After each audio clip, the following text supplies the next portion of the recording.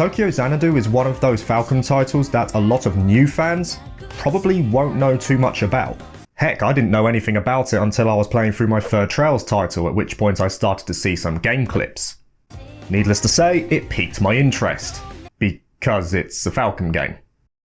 Tokyo Xanadu is the latest in the long-running Xanadu series, a line of games derived from the original Dragon Slayer title released over 3 decades prior.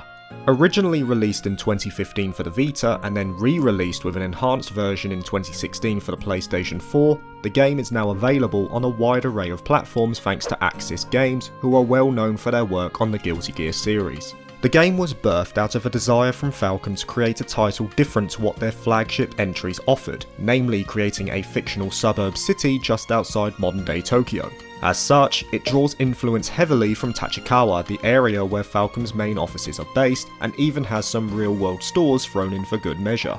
As for me, I played the Steam version of Tokyo Xanadu EX Plus, which adds a plethora of new content from the original Vita title. The game was stable and ran very well on my PC, so no Is 8 problems here, and I would like to note as well that as of the time of recording, I have not completed the game and am about 35 hours in, so these opinions may change as I progress.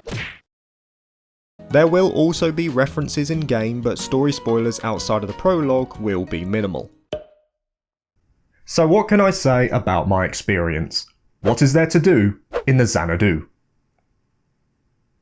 As soon as the game starts, it's already got my attention from this little excerpt just before the title screen. It shows to me that the game isn't taking itself too seriously. Upon starting a new game, we find ourselves meeting our main protagonist, Ko Tokisaka, a second-year high school student of Morimiya Academy, who lives alone and works a heck of a lot of part-time jobs. As he leaves his job for the evening, he happens to notice one of his classmates, the class representative Asuka Hiragi, who seems to be wandering the night district of the city for no discernible reason. Eventually, a couple of punks follow her and Ko's moral senses start to tingle. Finding Hiragi seemingly in trouble underneath a bridge, a red light envelops the area, and Ko gives chase through the resultant opening, finding himself in a labyrinth-like parallel dimension. Upon making his way through, Asuka hits him with an MIB neuralizer and his vision goes black, paving the way for this badass opening.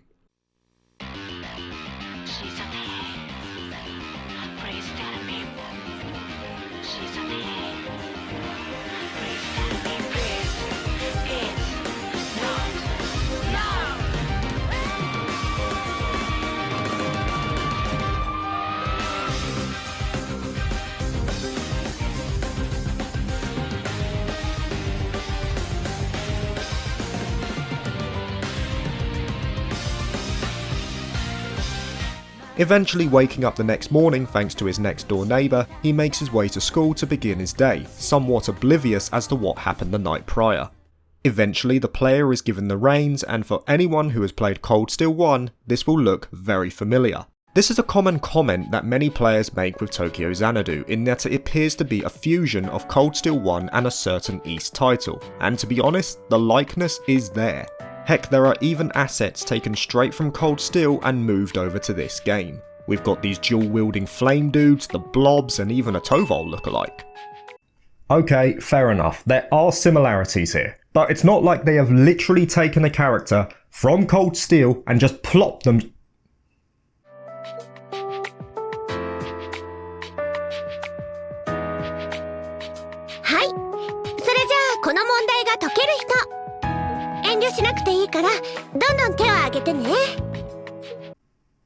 Well, at least it's not Angelica.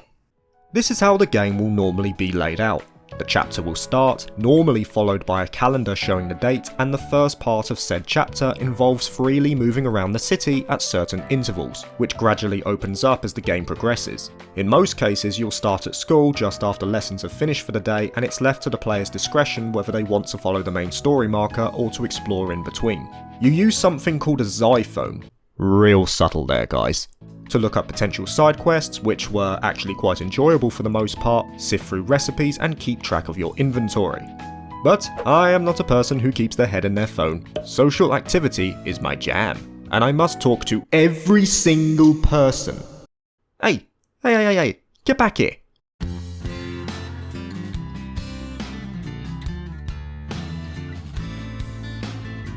Honestly speaking though, exploration is one of the best things about Tokyo Xanadu. I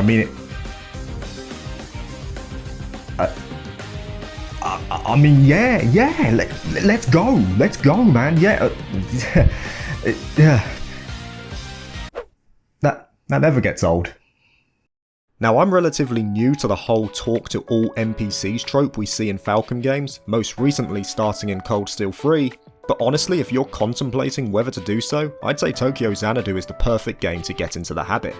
There is so much to see and gain from exploration, including the fact that hardly anyone deviates from their position in the world. References to other titles in the Falcom library are plastered all over the place. There are even nods to some of the less well-known titles like Noi from Naruto no Kiseki. It also makes the game feel fresh and unique compared to other games in Falcom's collection, especially combined with the modern setting. Arcade games featuring the likes of magical girl Alyssa and her battles against the demon lord Reen can also be a nice detour. Fuck this game though. On top of this, character events noted in your Xiphone will sometimes update as you talk to NPCs, and it tickles my inner collector to try and find them all. And not to mention, some of the character notes are just funny. An example being Reen here, who has supposedly unlimited power in his right arm. Must be from all the head pads. More notably, however, there are items that can be added to Ko's room, which can be either found in shops or by talking to certain players in the world, so it pays to interact with everyone. These furniture items at certain intervals will yield an additional scene between Ko and a couple of other characters, which also improves stats as a small bonus. And of course, in typical Falcom fashion, there are hidden quests sprinkled throughout the world, which will contribute further to Ko's latent characteristics on top of offering some nice additional items. You see, unlike the ranking system of Cold Steel, Ko has 3 main areas that he can improve on over the course of the game: his wisdom, his courage, and his virtue. Virtue is gained via completing quests, courage is gained through dungeons, and wisdom is increased via books or by answering choices throughout the game correctly.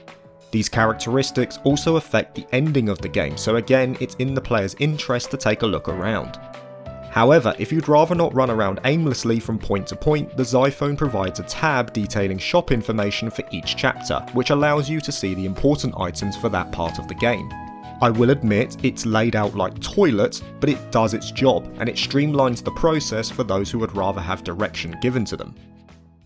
And after finishing the day... Nice. Enough of that. Now, where were we again? Ko makes his way to another of his part-time jobs, working away till the night. Just as he's about to go home, however, he sees his childhood friend Shiori going down an alleyway, beset by something unseen to the eye. After a brief struggle, she's dragged into the same red opening that Ko saw the night before.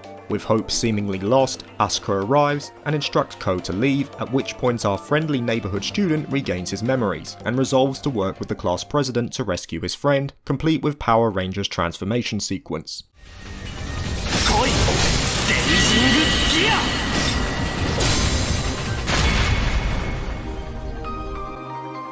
This represents the other half of the game you'll be playing through, the dungeon crawling aspect through areas known as the Eclipse. In here, so-called soul device users can draw on a weapon forged from their own likeness to battle creatures of this alternate world. Again, this will look very familiar to some Falcom fans, as it looks similar in style to the excellent Is 8. Saying that, Tokyo Xanadu released a year prior to Lacrimosa of Dana, and as such the combat feels a bit more unrefined, I think is the word. It's still good and enjoyable to pull off combos, but it does feel oddly stiff at times. Invincibility frames can also be a bit difficult to get used to, as some enemies give you a window the size of China to dodge while others require pinpoint accuracy.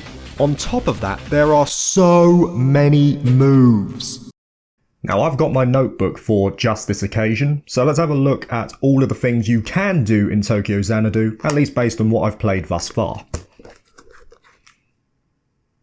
Normal attacks, jumping lunging attacks, power attacks, dodges, ranged attacks, X-Drive mode, 2 sets of special moves, and linked special moves, all being in real-time combat with elemental efficacies to contend with as well. Did I miss anything? Not gonna lie, this took me quite a while to get used to, and you will need to get used to it because some of these bosses are really hard. That's not bad, challenge is always a good thing, and eventually you'll find the button combinations to unleash your favourite combos. Also, I love how the characters call out the moves as they do them. It's such a Japanese thing.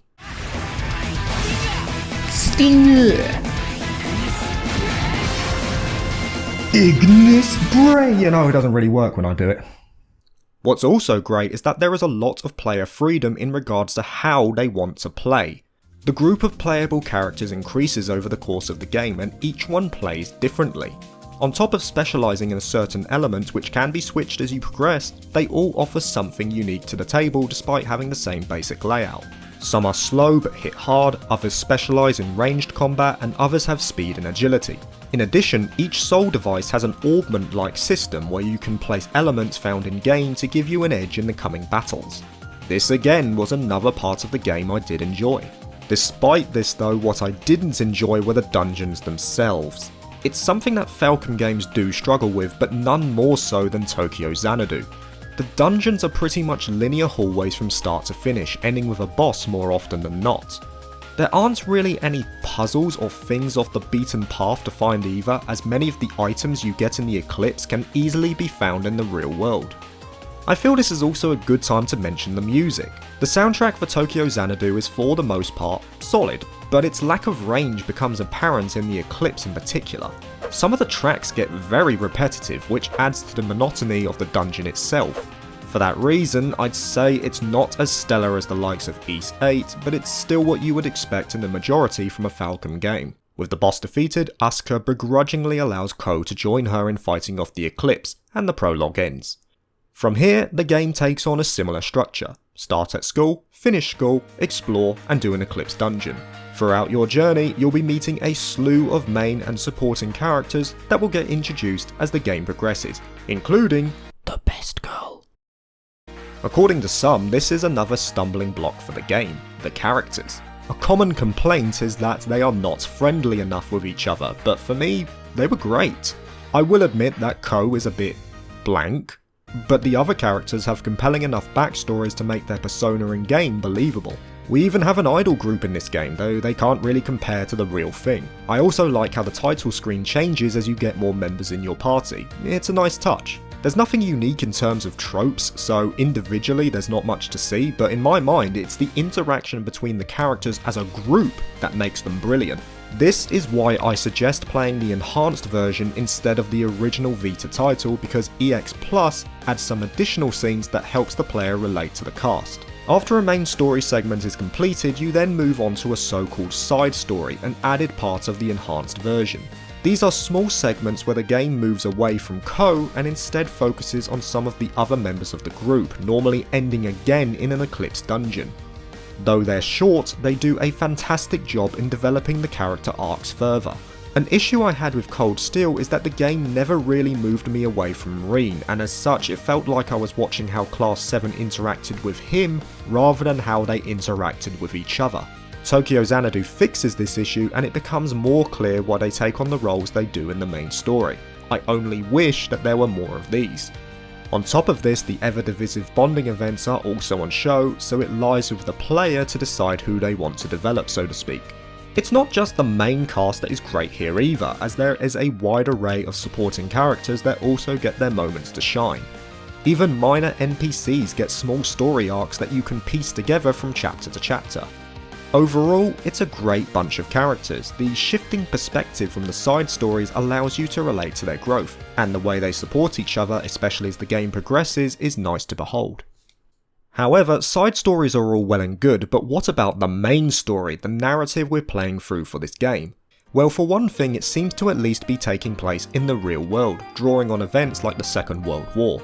However, it then diverges to an alternate reality where instead of armies we have references to giant mechs, which probably gives a reason for the Xanadu in the name, referred to as an idealised place of beauty and magnificence, because nothing says beauty like a Gundam. As for the pacing of the story, it's hard to put my finger on, but it feels sort of disjointed. Yes, there is a main story playing along in the shadows, but it seems to take a backseat to whatever concoction the Eclipse has made for that particular chapter. Again, I don't really know the reason why.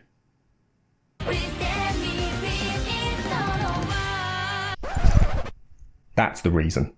Every time you finish a main chapter and start a new one, the opening will play out. You can skip this if you want, but it just seems like an odd design choice. It's like they wanted to replicate an anime with this kind of episodic layout, and in a way it reminded me a lot of Code Lyoko. Love this show, by the way. In that each episode was a separate issue with some minor references to the main story in order to push it along. I appreciate Falcom trying something different here, but it didn't really work for me.